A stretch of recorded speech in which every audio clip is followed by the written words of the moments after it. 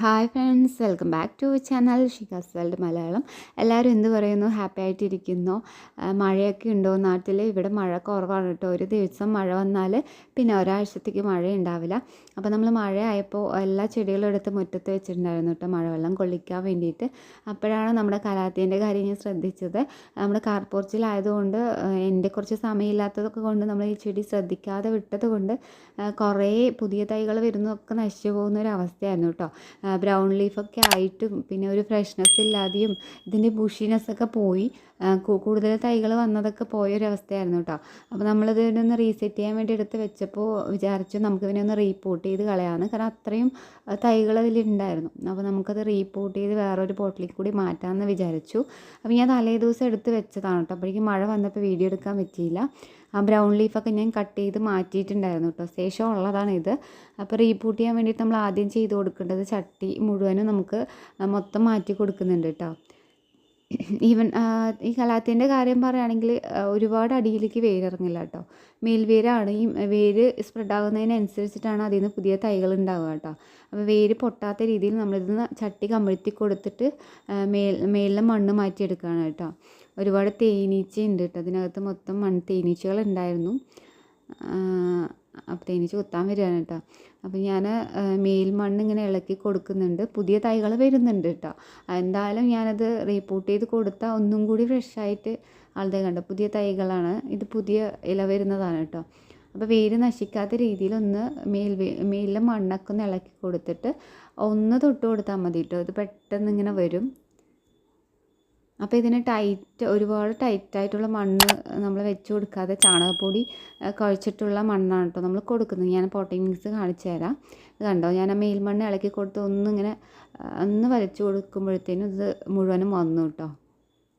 ഇതിലൊരുപാട് 5-6 തൈകളുണ്ട്. അപ്പോൾ നമുക്ക് ഓരോ പോട്ടിലാക്കി വെച്ച് കൊടുക്കാമല്ലോ. അപ്പോൾ ഇത് ഇൻഡോറിലൊക്കെ വെച്ചാൽ നന്നായിട്ട് വരുന്നൊരു പ്ലാന്റാണ്. അത്യാവശ്യം ഒന്ന് ലൈറ്റിംഗ് ഉള്ള ഒരു ഭാഗത്ത് വെച്ച് കൊടുക്കുകയാണെങ്കിൽ ഇതിന് ഡയറക്റ്റ് സൺലൈറ്റ് പറ്റില്ല കേട്ടോ. ഡയറക്റ്റ് സൺലൈറ്റ് വെക്കുകയാണെങ്കിൽ ചെടി മൊത്തം നശിച്ചു പോകും. ചുരുണ്ട ഇലകളും ബ്രൗൺ എഡ്ജും ആയിട്ട് ഇത് മൊത്തം നശിച്ചു പോകും. അപ്പോൾ ഒരു ബ്രൈറ്റ് ലൈറ്റുള്ള ഒരു ഭാഗത്ത് വെക്കുകയാണെങ്കിൽ അടിപൊളിയായിട്ട് ബുഷിയായിട്ട് വരും കേട്ടോ. കണ്ടോ, ഇതിൽ അടിവേരൊന്നും പോയിട്ടില്ല, അടിയിലേക്കൊന്നും വേര് പോയിട്ടില്ല. മേൽവേരിൽ കൂടെയാണ് ഇത് തൈകൾ പുതിയ പുതിയ ഇലകളും ബ്രാഞ്ചസൊക്കെ വരുന്നത് കേട്ടോ. അപ്പോൾ നമുക്കിതൊന്ന് കഴുകി കൊടുക്കാം കേട്ടോ. കഴുകി കൊടുത്ത് നമുക്കിത് സെപ്പറേറ്റ് ചെയ്യാം. നമുക്കിതിൽ നിന്ന് ഒരു 5 തൈകളെങ്കിലും കിട്ടുമെന്ന് വിചാരിക്കുന്നു. അപ്പോൾ ഞാനതൊന്ന് കഴുകി കൊടുക്കുന്നുണ്ട് കേട്ടോ. എല്ലാ ചെടികളും എടുത്ത് പുറത്ത് വെച്ചിട്ടുണ്ടായിരുന്നു കേട്ടോ. നമുക്കൊന്ന് ഒന്ന് റീസെറ്റ് ചെയ്യാനും റീപോർട്ട് ചെയ്യാനും അങ്ങനെ ഈ ഒരു മഴക്കാലത്ത് നമ്മളുടെ ഒരു സമയത്തിന് അനുസരിച്ച് നമ്മളെല്ലാം ചെയ്ത് കൊടുക്കുന്നതായിരിക്കും കേട്ടോ. ഇത് കണ്ടോ, ഈ ഒരു ട്യൂബർ പോലെ ഇരിക്കുന്ന ഇതിൽ നിന്നാണ് നമുക്ക് ഇലകൾ വരുന്നത് കേട്ടോ. ഇത് കണ്ടോ, ഈ ഒരു ഇതിൽ നിന്നാണ് ഇങ്ങനെ ഇല വന്നിരിക്കുന്നത്. ഞാൻ ഇനിയൊന്ന് കാണിച്ചു തരാം. ഇതാ കുഞ്ഞ് ട്യൂബർ പോലെ വന്നിട്ട് അതിൽ നിന്ന് ഇങ്ങനെ ഇല വരും കേട്ടോ. അതായത് ഈ വേര് എവിടെയൊക്കെ പടരുന്നോ അതിനനുസരിച്ചിട്ട് നമുക്ക് ബുഷിയായിട്ട് വേഗം വരുത്തിയെടുക്കാൻ പറ്റും. ഈ ഒരു ചെടി വളരെ സെൻസിറ്റീവായ ഒരു ചെടിയാണ്. അതുകൊണ്ട് തന്നെ നമ്മൾ ജൈവവളമാണ് കൂടുതൽ ഉപയോഗിക്കുന്നത് കേട്ടോ. ഇതിന് രാസവളം ഒരിക്കലും ഉപയോഗിക്കരുത്. രാസവളം ഇതിനെ വളർത്തില്ല കേട്ടോ, നാശം ഉണ്ടാക്കുകയുള്ളൂ. ഒരുപാട് ബ്രാഞ്ചസ് ഇത് വരാൻ നിൽക്കുന്നുണ്ട്. അപ്പോൾ നമ്മൾ കറക്റ്റ് ടൈമാണ് റീപോർട്ട് ചെയ്ത് കൊടുക്കുന്നത്. നമ്മൾ കട്ട് ചെയ്ത് വേര് നാശമില്ലാതെ കട്ട് ചെയ്ത് മാറ്റുക. സിസേഴ്സ് ഉപയോഗിച്ച് കട്ട് ചെയ്യാതെ ഈ കൈ കൊണ്ട് ഇങ്ങനെ മുറിച്ച് കൊടുക്കാം കേട്ടോ. വേര് പൊട്ടാത്ത രീതിക്ക് വേണം നമ്മൾ മുറിച്ചെടുക്കാൻ വേണ്ടിയിട്ടോ. അപ്പോൾ എനിക്കൊരു 4-5 തൈകൾ കിട്ടിയിട്ടുണ്ട്. അപ്പോൾ നമ്മളത് ഓരോ പോട്ടിലാക്കി വെച്ച് കൊടുക്കാമെന്ന് വിചാരിക്കുന്നു.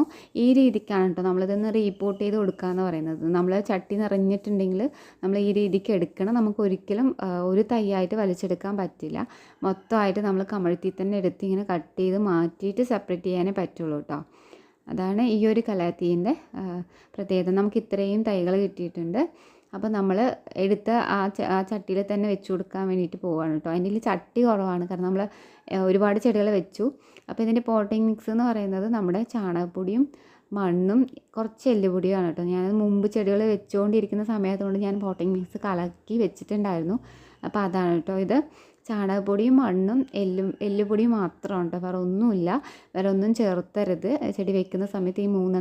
ഈ മൂന്ന് ഇത് മാത്രം ഇതിന് ധാരാളമാണ്. ഒരിക്കലും രാസവളം ഉപയോഗിക്കരുത്. ചെടി പൂർണ്ണമായിട്ട് നശിച്ചു പോകും. ചാണകവെള്ളമാണ് നമ്മൾ ഇതിന് കൂടുതലായിട്ട് കൊടുക്കുന്ന വളം എന്ന് പറയുന്നത്. പിന്നെ മുട്ടത്തോടൊക്കെ കൊടുക്കാം കേട്ടോ. മുട്ടത്തോട് ഇടയ്ക്ക് ഉണ്ടെങ്കിൽ പൊടിച്ചിട്ട് കൊടുക്കുന്നത് നല്ലതാണ്.